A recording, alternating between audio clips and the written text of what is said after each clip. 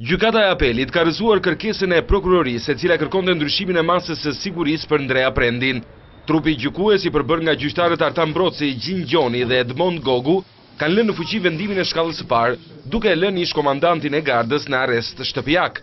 Gjatë seancës, prokurori Nezir Gjoka tha se ekzistonin të gjitha kushtet për ta dërguar në qeli Ndrea Prendin, pasi shfaktuar se ai në 21 janar ka qelluar me armë mbi protestuesit, duke vrarë shtetasin Faik Myrtaj.